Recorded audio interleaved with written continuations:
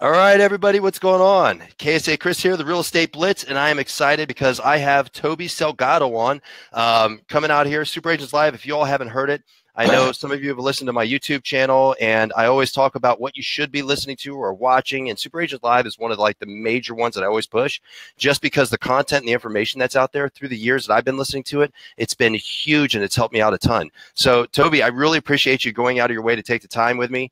And it's funny because when I told people, it says, yeah, Toby Salgado says he's going to jump on with me and talk. They're just still kind of floored because I say it over and over. I'm not a guru. I'm not a coach or anything. I'm just a guy that is a producing real estate agent that happened to find some success. And I'm just trying to help other people actually produce better because I just deeply believe that if we don't start helping each other or people don't start getting more educated or actually implementing what they've learned, the industry is in a tough spot. So I appreciate you so much for jumping on. How are you today? I'm good, man. How are you doing? I'm doing good. It looks like people are already starting to jump on there. Zoe puts up Toby, the GOAT, the GOAT. So that's pretty cool. Yeah. Can you see that? Yeah. Yeah, I see it. I don't know. I just typed in what does GOAT stand for. Zoe. Greatest of all time. Thank you, Zoe. Thank you. That's awesome. Yeah. So no, look, I'm doing good. I'm doing really good, man. Thanks for having me on. I appreciate it. I always love coming on. Actually, I have. Right after this, I'm on Mixergy. I don't know if you know Andrew Warner on Mixergy, but that dude is the OG of podcasting. So I have him at 2.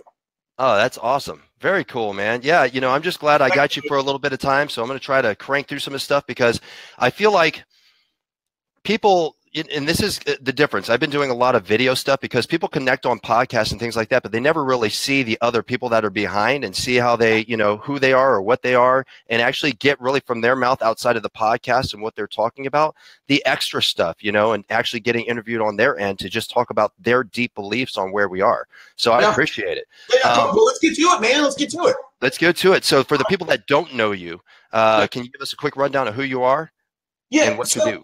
Yeah. So, well, look, I'm a serial entrepreneur. I've been starting companies for a long, long time. I recently, 2013, we started this podcast. At that time, people were doing podcasting.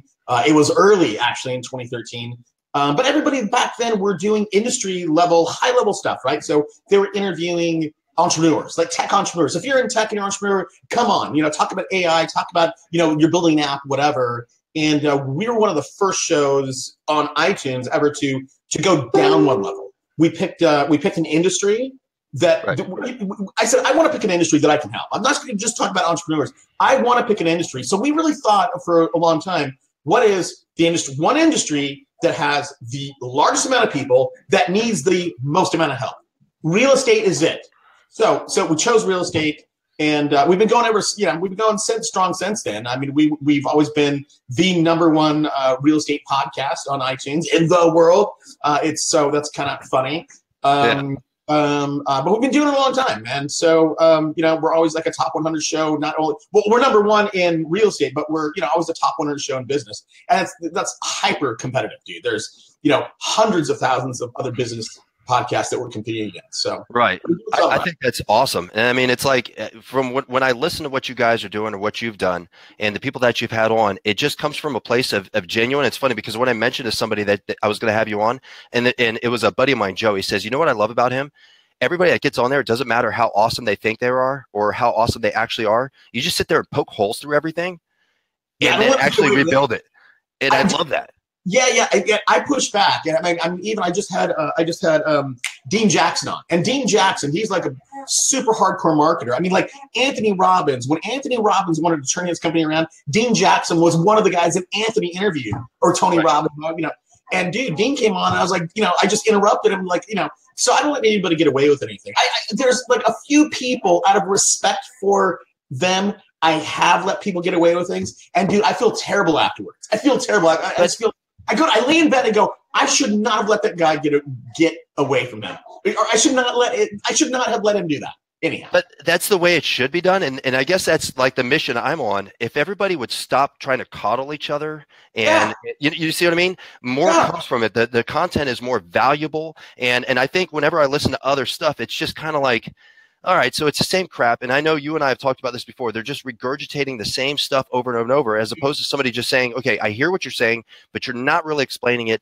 This is, and then actually putting in from your perspective and your experience, because you know you're an investor. That's how I started, and it just makes good sense. It makes for good listening, and it gives the angles. When I listen to Super Agent Live, it gives the angles that you normally wouldn't see if you listened or read anything else, and that's the beauty of it. I think there's too many people in this industry that want to seem smart. They want to sound smart. So they'll say, oh, SEO. Well, dude, that's a giant thing. You can't just say SEO. What do you mean? There's like 50 things in that. So let's pick one, man, and let people know what they can do. And what I try to do is like, okay, SEO, let's roll down 10 things. Let's pick one that you can pay for, and then let's pick one that is free. Because we have to figure out, when we think about building our business, we have to think about, okay, lead gen, whatever, site optimization, whatever. That's James Shelby. Yeah, hashtag unpack that idea. Right, unpack it, man. Let me know what people can do for free or for low cost, and then where can they deploy capital. And I think too many people want to come on and go, I did this, I did that. Listen, like with radio, we put people on radio, right? And that's how we monetize our show. It's a big sales funnel. People get to know you, trust me, and we put them on radio. And I know a lot of people who are on radio. And they will walk around the market saying, I'm not gonna say names. I'm putting a guy on in Phoenix right now. Now there's an agent that's been on radio for forever. He's a great guy. I know him personally. The guy that's been on radio for forever. But he walks around Phoenix saying, dude, I spend $100,000 a month.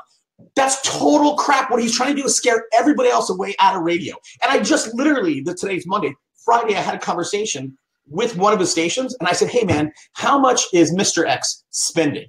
Right. And they're like, oh, not much. It's just a maintenance schedule. But everybody in the market thinks that they're spending $100,000 a month. So I think too many people, again, want to sound smart, want to sound sophisticated. They throw out big terms. So my job, hopefully, is to break it down and say, look, right, let's break it down into bite-sized pieces so that people can digest it and hopefully execute and implement.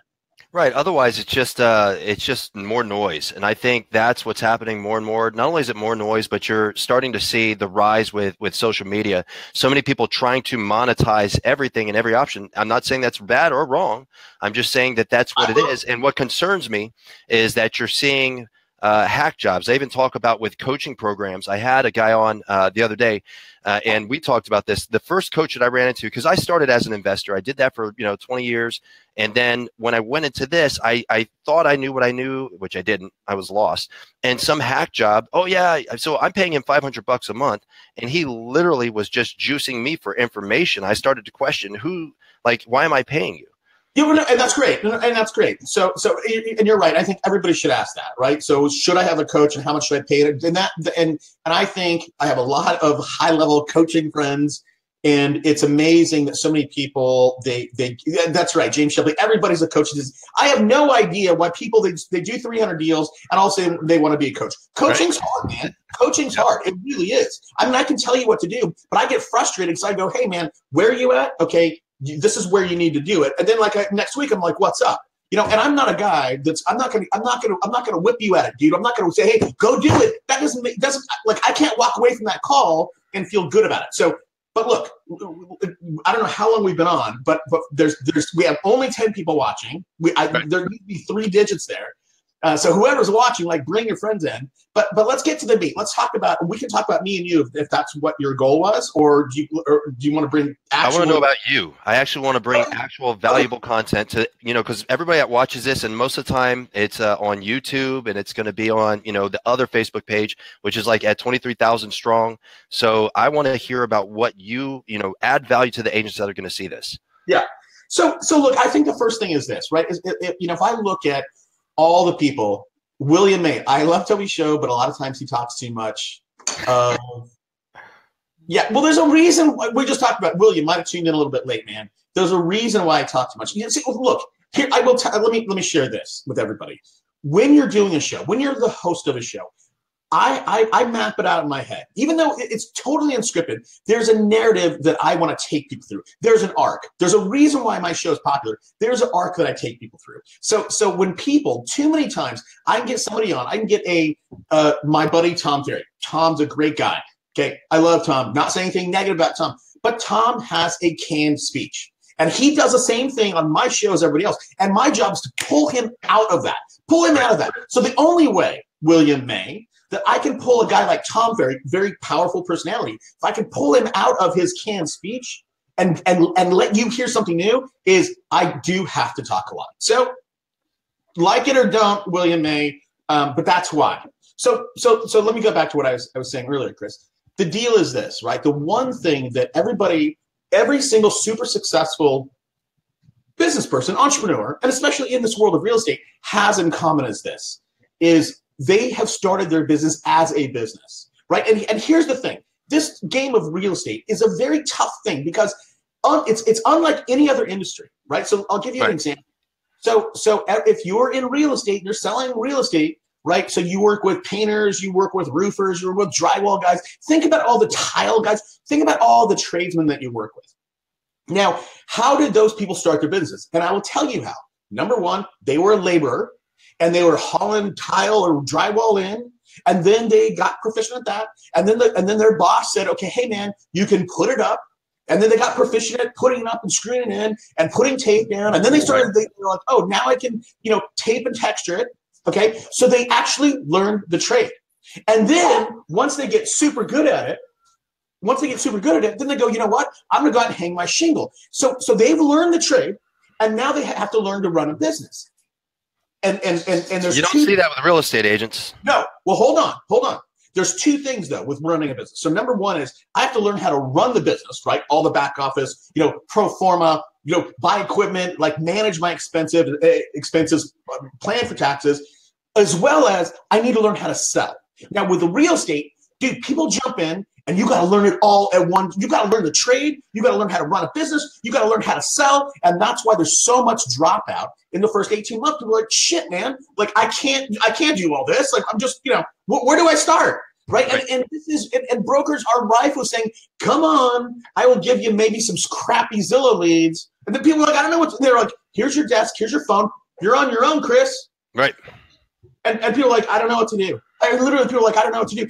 Where do I get contracts? How do I get yard signs? When do I get yard signs? How do I do that? And nobody's helping them. Nobody wants to help them. And if anybody does help them, they have their hand out asking for money. Exactly right. And most agents start out underfunded. Mm-hmm. True. Okay. 100% true. And it's a low barrier of entry. Let's be honest. I've heard different people's approach. They think it's not a big deal. It should be lower. I have a different approach.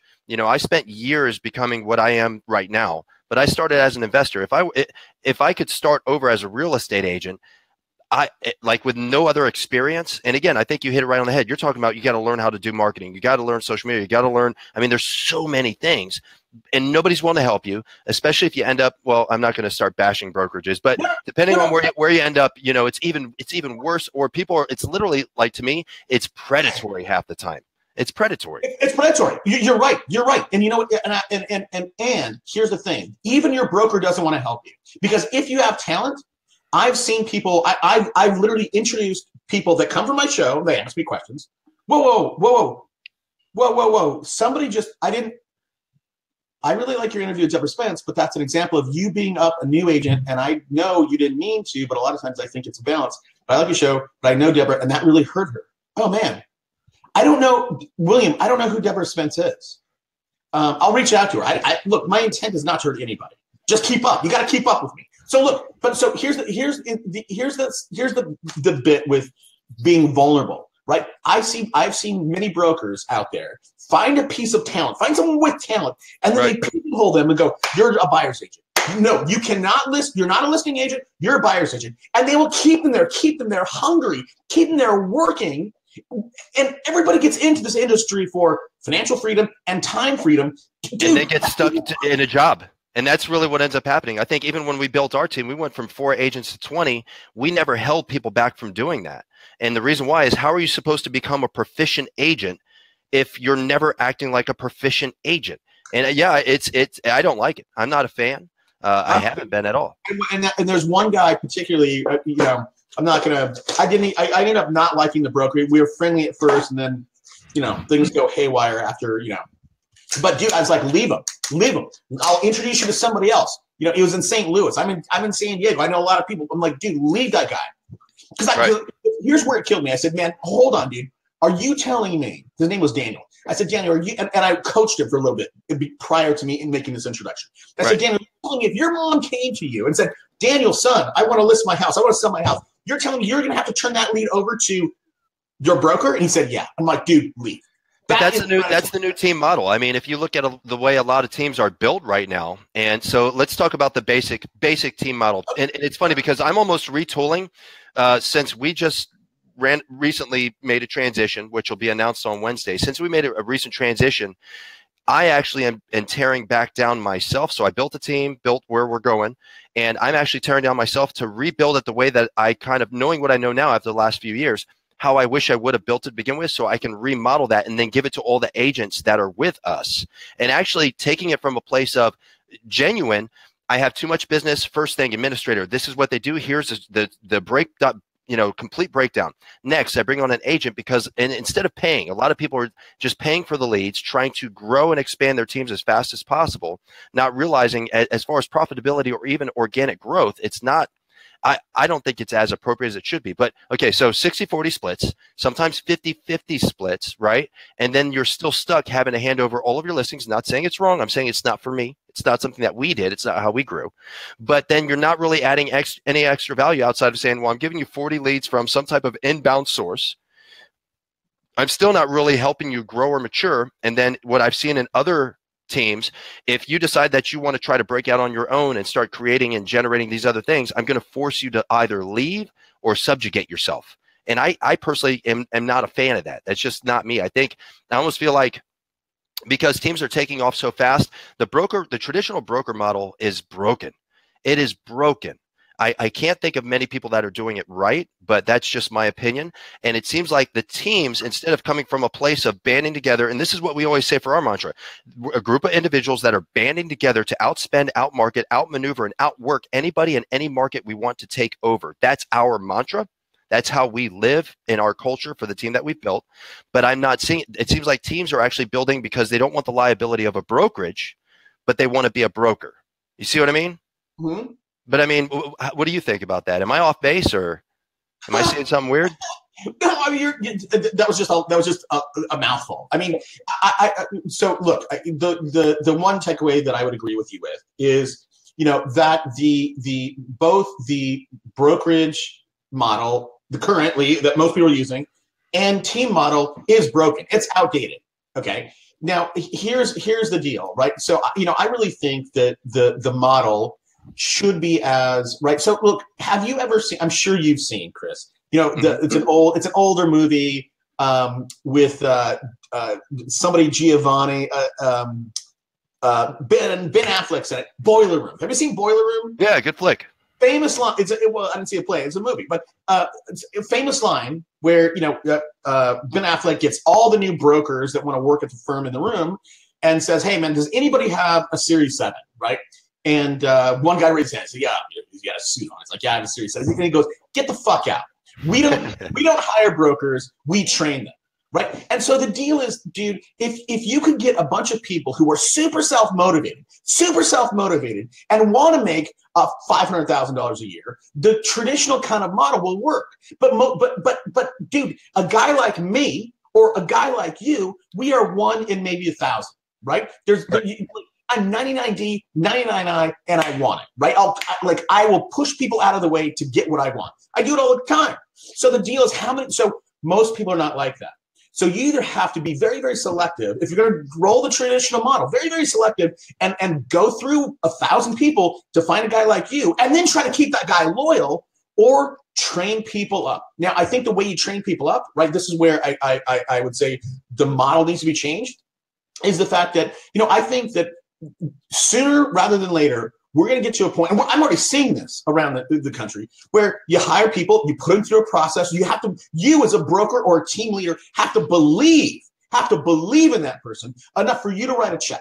And what we would call them in the sales world is nipple checks, right? Enough for you to make literally pay your rent, pay your car payment, and that's it, right? Survival money. So Right. I'm going to give you a check every 2 weeks, survival money. And it's up to you to sink or swim and cut them loose. But those people, right? Don't put, let people survive a little bit and let them show you what they're made out of, crawl out of the mud. But when you put somebody with a very little runway, right, very little cash in the bank, and dude, they see that slipping away, and they're operating from their desk in your office. They're operating out of fear, out of scarcity. Dude, that person will never be a great salesperson. They're coming from the wrong angle. You have to operate out of abundance. You have to literally go, man, you know what, Chris? Dude, I know you're thinking about selling your house. I don't know if I'm the right guy. I don't know if this is the right time for you to sell. That and dude, I can tell you that push away makes people want you. Dude, I mean, do it to women. Yeah, you know what? Yeah, I mean, and women do it to you all the time. Go to a bar and and say, hey, you're really cute. Can I buy you a drink? She's like, oh yeah, no thanks. You're like, oh man, I want it. But the girl who's like, yeah, let's go make out. You're like, whoa, right? So how is that person going to operate out of abundance if in their heart, in their brain, right, they're thinking, oh my God, how am I going to feed my kids next week, pay my mortgage, pay my car payment? Anyhow, so I think the model is going to get to that point where people become employees, at least in the beginning. Do you think that has to happen? I mean, because I have mixed emotions on this. I mean, do you think that has to happen? Because I'm fearful for where the industry is going personally. But I mean, I feel like if something doesn't change, if something doesn't adjust, somebody's going to find a way to put us out of business. Of course, 100%, dude. But how, unless something like that happens, how do you have enough control, right? So you can go into McDonald's in Omaha, Nebraska, Poughkeepsie, New York, or San Diego right down the street, and you're going to see the same menu. You're going to have the same experience. How are you going to, with one of your agents being a superstar operating out of abundance and another one, how are you going to make the experience for your user, for you as a broker or team leader, for that person, even across the board? You can't unless you get to a point where people are, at the end of the day, man, you need to really want to help people instead of take from people, right? The thing, you should walk in that living room going, how can I best help this person with their life? Not how can I get them to sign the contract? Right. Well, I feel like that's what's happening most of the time. It seems like everybody just wants. I remember we were interviewing with a brokerage a little while back, and when they said, "Oh, well, the person that scheduled the appointment with you, they're actually on vacation because they got the top recruiter. They were recruiting a ton of people, so they're on vacation, and they just blew you off. Sorry, but I'll take you because I need my numbers up, so maybe I can win it." And I'm like, screw that, man. So you're telling me it's and this is where I think even with our business, the way that we've been growing it is the agent is the commodity. They have to come first. We have to ensure that we're doing everything that we can to have them be successful for them, their family. And again, from our motto, we're banding together because it's getting harder. And, I'm in Southern California like you are. It's getting pretty damn hard to compete if you aren't banding together, but because it's really becoming a mega team situation out here. I know people call me from all over the country. They're exploring teams, but it's not like that everywhere yet. But I know here it's I know you had the Force team on some time back, and we were actually hanging out with wonderful people. I love them, and they do 600-700 deals a year. And they're a mega team up in one of the markets that we're in. Now they're in kind of up here, but we're stretched away from North County all the way up to Menifee. So we're in 8 different markets, right? So our goal for 2017 wasn't to go big in one market. It was to go wide, get a foothold, but keep in mind, we were on the Marine Corps together, so we just have a different approach. Gain footholds, then go for a 10% share 2018 in every market that we actually got a foothold in. But I mean, that's what I'm saying. It's just these mega teams. The brokerages are either going to a flat fee or just dying. The mom and pop brokerages are just disappearing. And same thing, if they don't choose to try to band, and I've seen some of the small mom and pops in Southern California trying to pick up with the cheaper franchises like Weichert and some of these other spots, which are fantastic back east, but they're struggling out here just because they feel like if they don't do something, they're going to die. And the question is, how do you fix it? I don't know enough, and I'm still very, very young in this business, and that's why I would ask you, same thing. I know it's broken. I think you said one thing in specific, it's outdated. And yeah. I don't know if there is an answer yet. I almost feel like it needs to just evolve to become whatever it will be. Look, it all comes down to, I said this in a different way earlier, but at the end of the day, dude, when you think about selling your house, right? Most people needs some help. A guy like me, like I've sold before I ever had a license, or I was flipping I'm a deal guy. So that, messing with, $300, $500, $1 million didn't scare me. Most people, they're like, that's their big thing. They need help. So it comes down to, how can you add value? This is what I said earlier. How can you add value to that person's life, right? Take us back 20 years, and the value that real estate agents had is they own the MLS. Well, now all that's transparent. Now everybody can see, they know what's on the market just as well as you. And if somebody who does research, right, that mom, who has time, they can research it. They can figure out the comps just as well as you. But there's a ton of crap they don't know, right? They don't know all the downsides. They do not know all the legal aspects. They do not know that stuff. And too many times, right? Most of the time people go into a listing presentation and they sound like everybody else. Like, hey, I'm going to put it in the MLS and it's going to syndicate to all these different places and we're going to have 1 billion eyeballs on it and blah, blah, blah, blah. Well, you know what? Okay, fine. But everybody else can do that. But educate me. Educate me on the downside. What can happen? What's the downside of me choosing Ricky and not you, Chris? Well, right. Let me tell you the legal ramifications. Let me tell you what could go wrong. Not only can you maybe not sell your house for the most amount of money, but let me tell you what can actually go wrong. Right. And little things like disclosures, right? Have you seen any water damage in your basement? Right?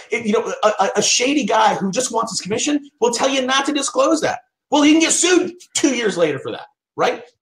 So anyhow, there's a billion things. But again, I think the question is, right? So and if you could add enough value, can you get paid for that? Are you going to go out and buy a 2-year-old used Ferrari without taking it to a Ferrari dealership and doing a pre-inspection? Right. Or a 2-year Porsche? No way. Right? You're not, and that's $100,000. But and that's maybe even you can buy a 2-year Porsche for $60,000, right? But you're going to take it to a professional. If you're smart, you're not going to do that on your own. What about in Southern California? Average price $500,000, dude. I have a $550,000 house. It's a 2-bedroom, 1 bath in La Mesa, right? A decent house around here is $750,000 to $1 million.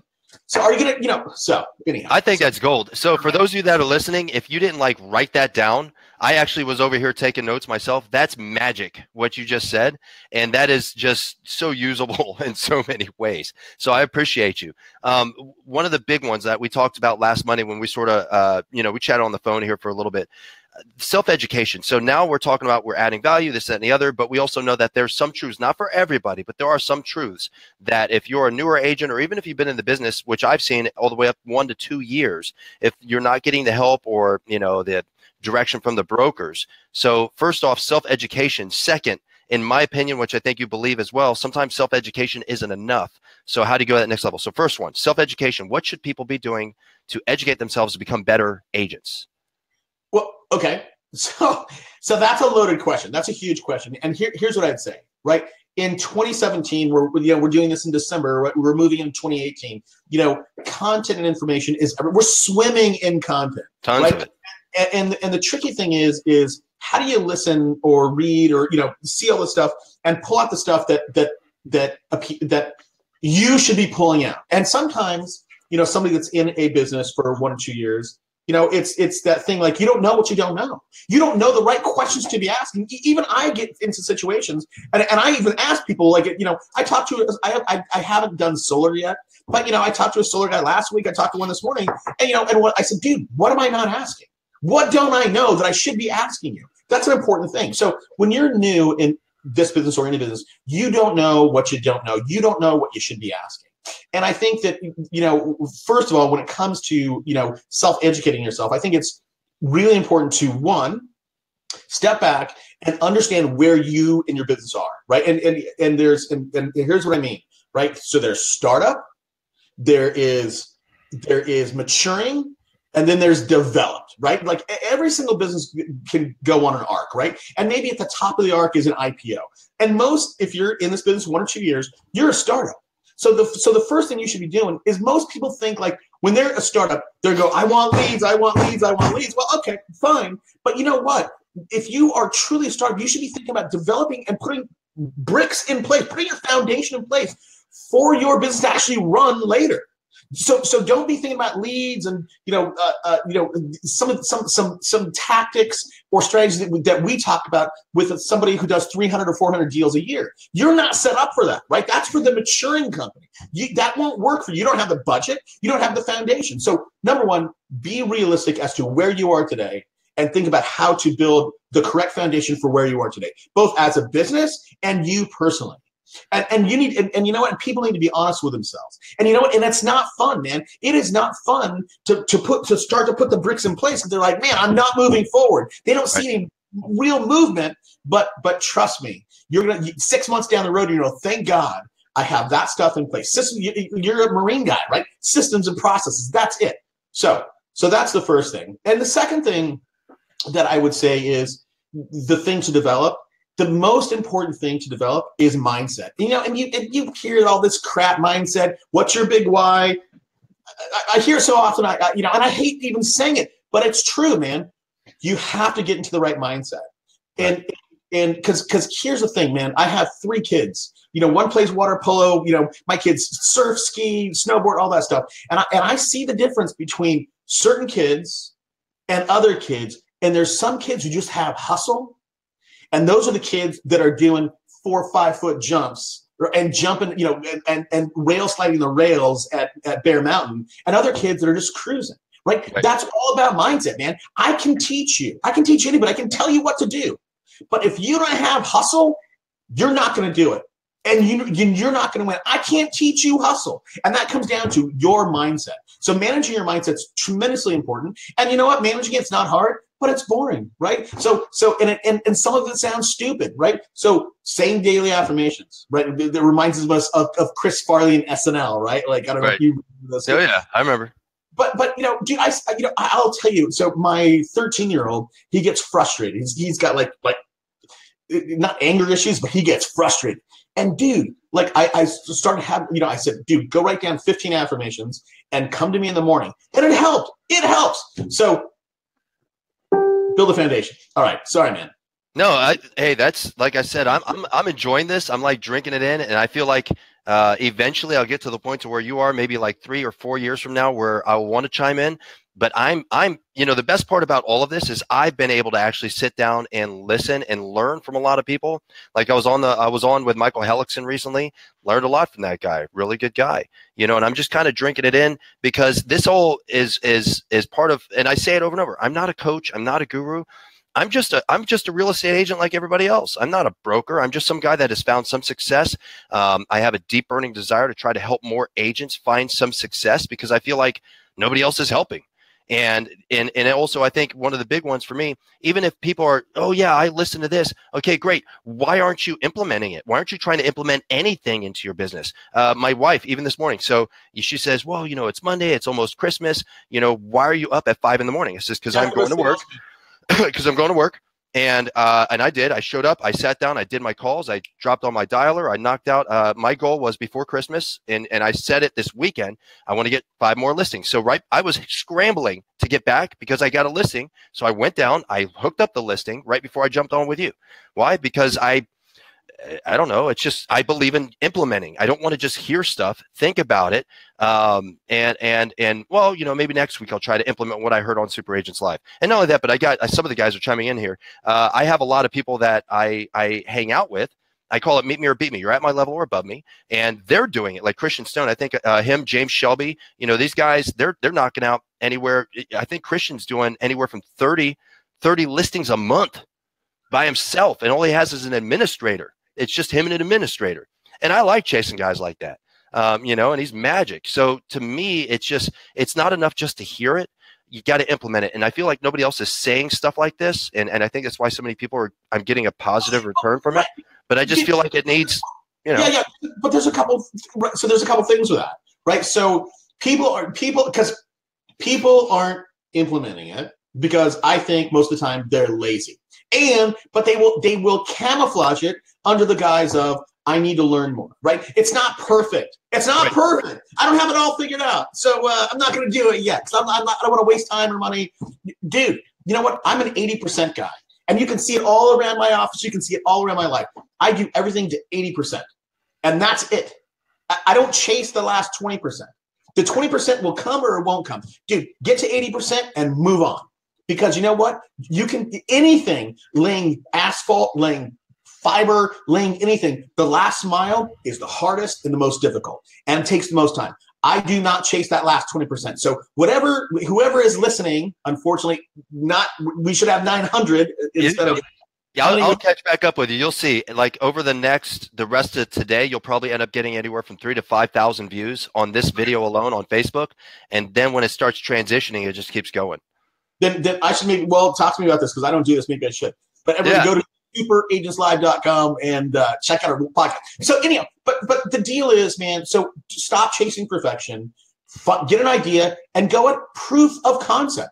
Proof of concept. And there's a great book. It's called The Lean Startup. It's all about tech companies, but you can apply The Lean Startup by Eric Ries, Eric R-I-E-S. And what he says is develop an MVP. It's called minimum viable product. Find the most janky thing you can with your idea, your concept, and throw it out to the marketplace and see how they react. If they react well, start to build on top of that. And if they reject it, find another MVP. So whatever tactic strategies you hear from you, Chris, or me, or anybody else, build an MVP, forget about perfection, because people, again, under the guise of trying to be perfect, they're camouflaging their laziness, and that's why they don't do it. Let me just that's cool. You know, and I think you said something that was so honest right there that nobody ever wants to say.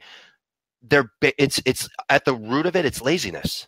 Yeah. At the root of it, and then they're trying to justify. And I had an agent recently.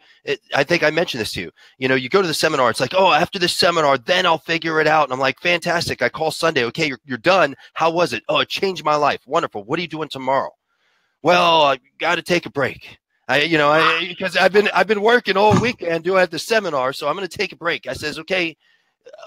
So what are you doing Tuesday? Well, I haven't seen the family because I've been gone all weekend. So Monday's for me, Tuesday's for the family. So it's like, so when are you starting? Well, Thursday or Friday, but then the weekend's coming. I got to get ready for the open houses. It's like, then why did you even bother, man?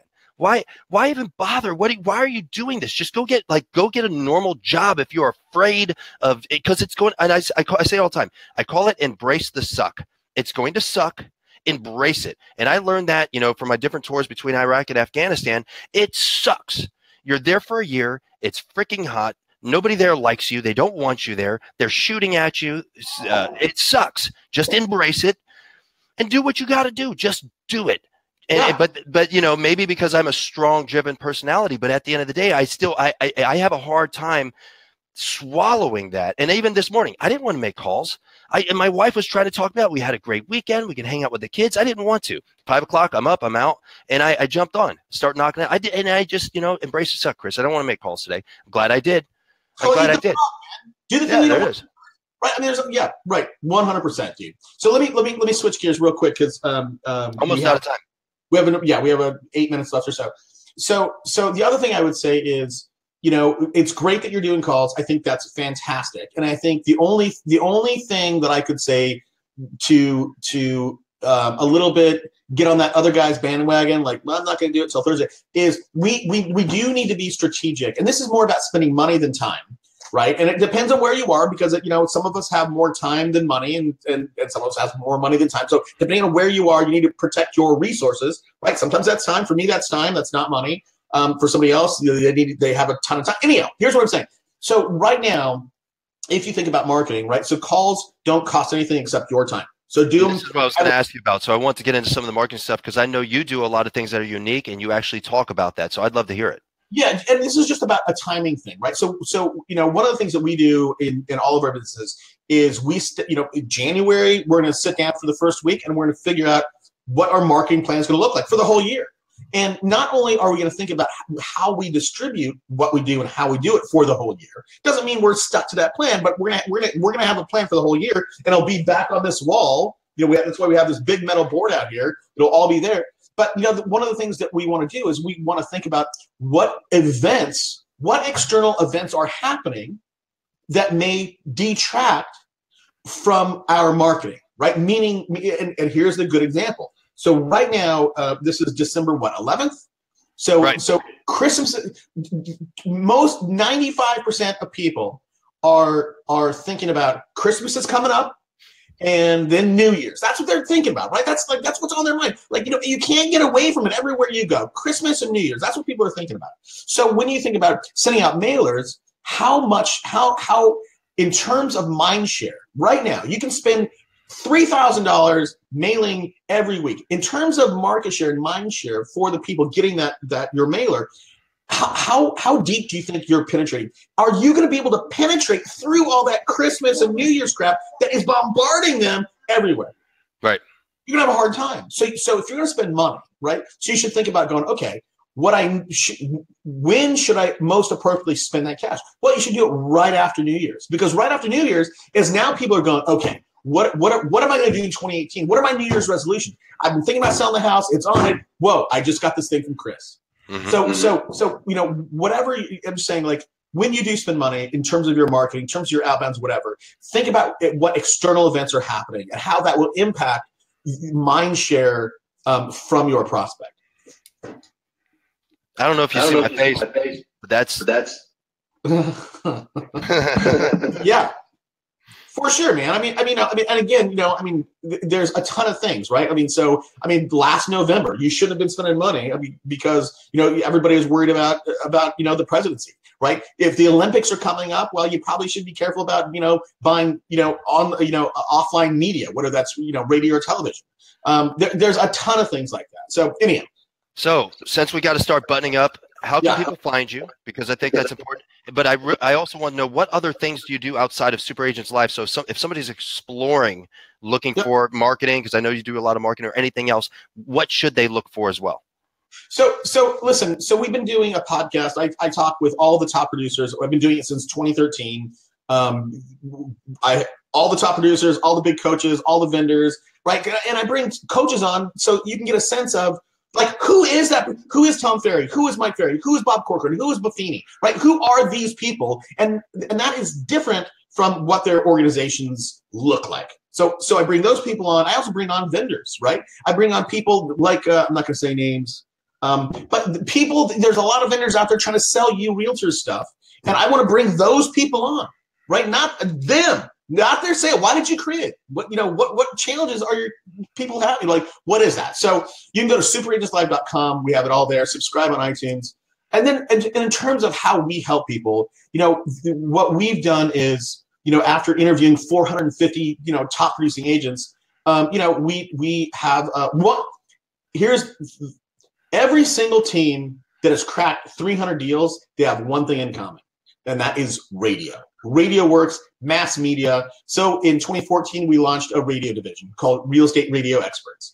So we put people on radio, and we will double their production, or we'll give them their money back.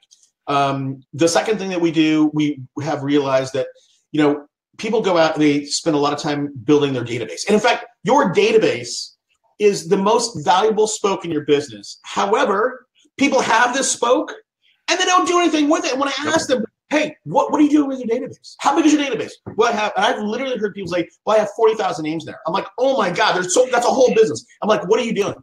I'm not doing anything. Why? They're like, well, I'm not a copywriter. I don't know what to say. So we did two things for your database. So the first thing we did, we developed a product, $144 a year. It's called Copy and Send. We have our copywriters. We took our radio copywriters and we wrote 300 email templates. So you get access to all 300 email templates for $144 a year. You can use it on social. You can use it for direct mail. And again, we made it super cheap so everybody would have no reason not to buy it. And then the other thing is, right, we launched a podcast production company.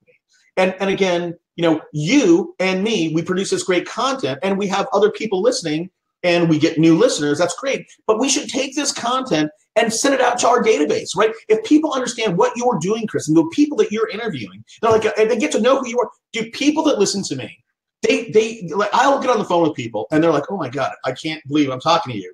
And I hear all the time people go, I feel like I know you. And I get that. I get that because I listen to other people's show. I feel like I know them. They kind of know what my sense of personality is, my sense of humor. They kind of know who I am. And I think it's an incredible opportunity for you, Chris, and everybody listening to have their own podcast, do what we're doing, take this audio. It doesn't need to be an hour. It can be 15 minutes. talking about how to weatherize your house in Minnesota, right? Or why you should hire a home inspector, whatever it is, and send it out to your database.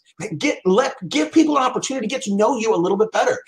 Provide a deeper connection. And the other thing too is, if you are a real estate agent, not only is your database, if you did a podcast, not only is your database going to get to know you better, but also you're building relationships with people in the market, right? And that you can go out and interview, the new Italian restaurant owner. Hey, Ricky, hey, Papa Ricky, you just started your new, pizzeria. What's your background, right? And dude, I interviewed, oh man, what's his name? Josh, somebody in Phoenix, great guy. He in fact, after I interviewed him, he started his own. Josh Smith. Joshua Smith, GSD. So yep. Josh told me a story that years and years ago. Josh is a great guy, but years and years ago, he interviewed a dry cleaning guy. And said, hey man, this is my farm. I want to interview you. I want to give you I want to give the people in my farm a sense of what you're doing as a business. Like a quick interview. The laundry guy was so appreciative. He said, hey man, how can I help you?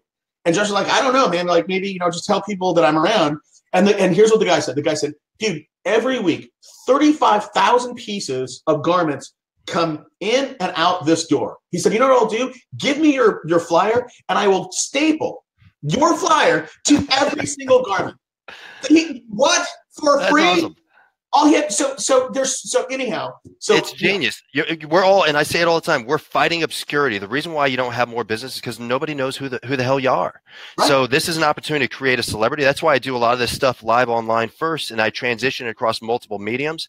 And I'm actually stripping down what we've already built. But this is how we built pretty much our entire business, where it's grown to now from social media and cold calling in the beginning.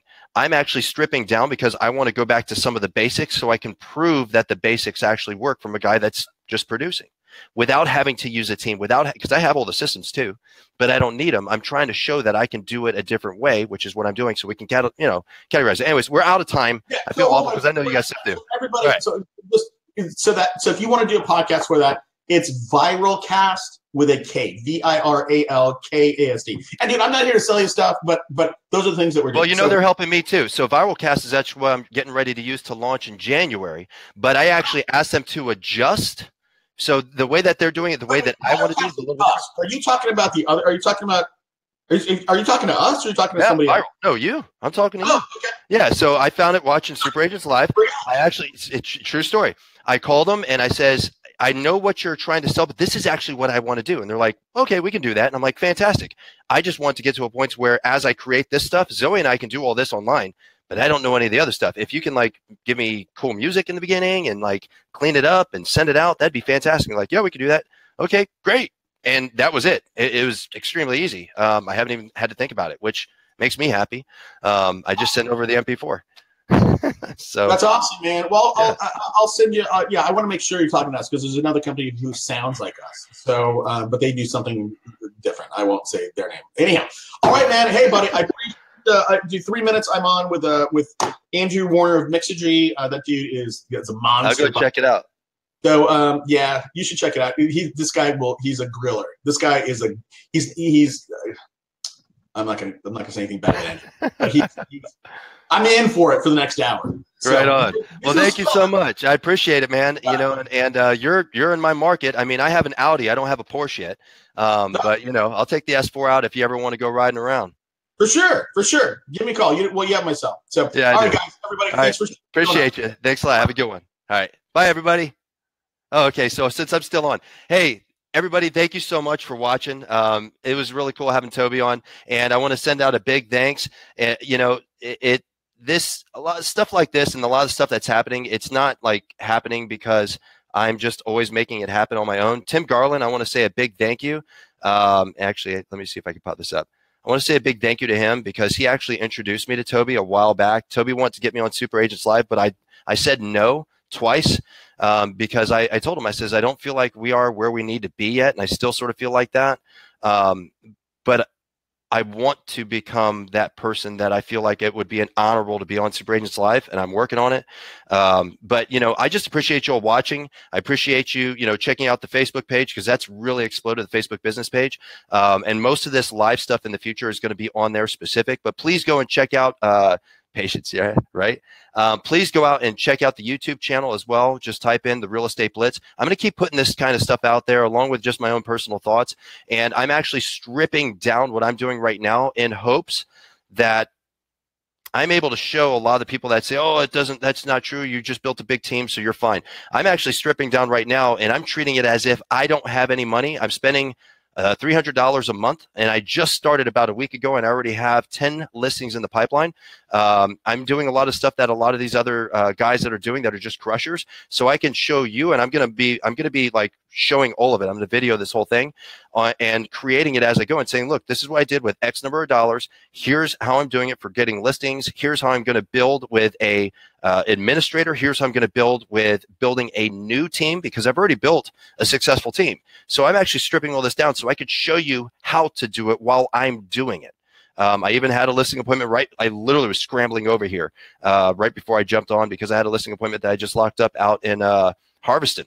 So, you know, Harveston Estates, pretty cool. But anyways, thank you everybody so much. I appreciate it. Keep watching the Blitz, and that's going to be it for today. All right, have a good one. Bye.